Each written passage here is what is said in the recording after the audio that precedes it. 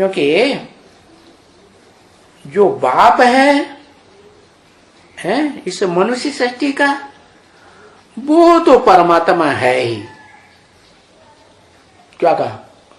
परमात्मा कौन है? मनुष्य सृष्टि का जो बाप है वो तो परमात्मा का ही पार्ट है, परम पार्टधारी, हीरो पार्टधारी। उनको तो कोई मेहनत नहीं है। क्यों भाई? है? उनको कोई मेहनत क्यों नहीं है? क्यों? कोई कारण? क्या कारण है? उसका कारण यह है कि वो कोई दूसरे धर्म में कन्वर्ट होता ही नहीं। जब जो सुप्रीम सोल गॉड फादर आते हैं, परम पिता, और उनके सामने जो ब्राह्मण आते हैं, फिर वो शूद्रों में चले जाते हैं, बाप को भूल जाते हैं। तो ऐसा ब्राह्मण नहीं है जिसका टाइटल मिलता है परमात्मा। वो ऐसा टाइटल है परम पार्टधारी, हीरो पार्टधारी, जो जन्म जन्मांतर पार्ट तो हो जाता है 84 की चक्र में, लेकिन कभी किसी के प्रभाव में आकर कन्वर्ट नहीं होता। तो उसको मेहनत लगेगी? है? उसको तो मेहनत नहीं लगेगी। है? बाकी मनुष्यों को आत्मा समझना और बाप से वर्षा लेना, तो बाकी मनुष्य कितने रहे हैं? एक तो ऐसा है जिसको ज्यादा कठिनाई नहीं है, क्या? आत्मा समझने में। आत्मा समझने में कठिनाई नहीं, और आत्मा समझेगा, सहज होगा, तो बाप याद आएगा कि बिना आत्मा समझे बाप याद आएगा। आत्मा समझेगा तो बाप। बाकी उसको छोड़ करके और कोई मनुष्य आत्मा नहीं है जो अपन को आदि से लेकर जब से ज्ञान में आए पहचाने कि मैं आत्मा हूं, और अंत तक आत्मिक स्थिति का प्रैक्टिस करे और आत्मा समझे और बाप से वर्षा ले ले। क्या? तो बाप का बड़ा बच्चा कौन माना जाएगा? है? बाप का बड़ा बच्चा वो ही परमात्मा, परम पार्टधारी, हीरो पार्टधारी। इसलिए परंपरा पड़ी है क्या कि जो भी राजाएं हुए हैं उन्होंने अपने बड़े बच्चे को राजाई दी है, और है भी ठीक। बड़ा बच्चा है, लंबे समय की प्योरिटी की पावर से जन्म लेता है तो जरूर श्रेष्ठ होगा।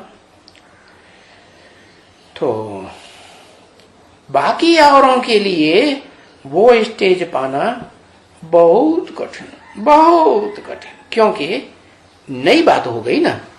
क्या नई बात हो गई है? क्या नई बात हो गई?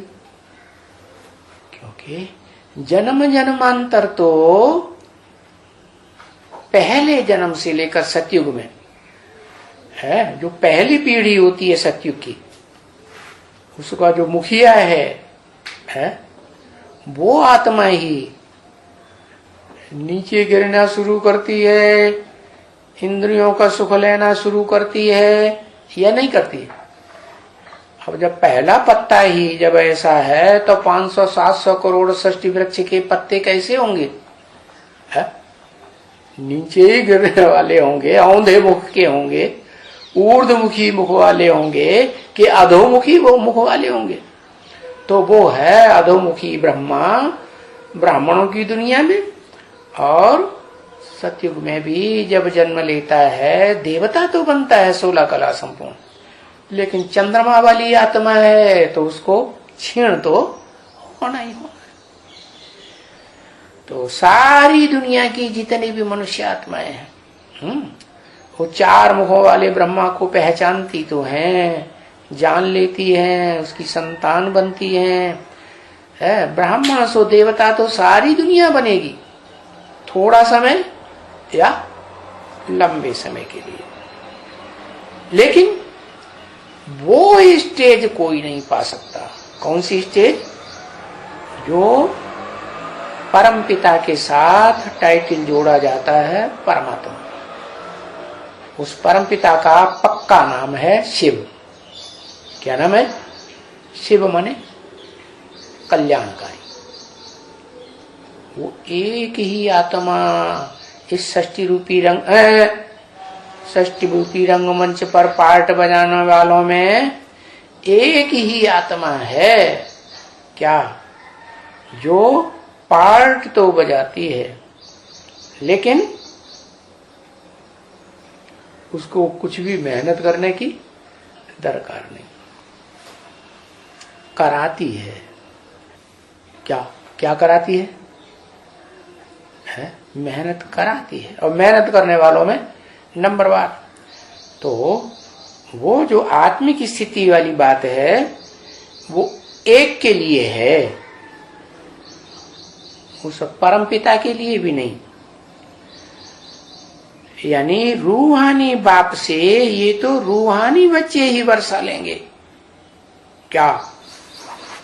जो आदि से लेकर के जब से ज्ञान में आए हों और तब से अंत तक रूहानी स्टेज में रहे। कौन से रूहानी बच्चे हैं? उनको कहा जाता है बीज।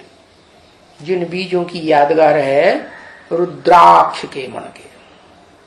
रुद्र के अक्ष माने आंखें, या वो रुद्र की आंखें हैं जो निराकार रुद्र शिव को सब कुछ बताती हैं कि सृष्टि पर कौन कैसा पार्ट बजाता है।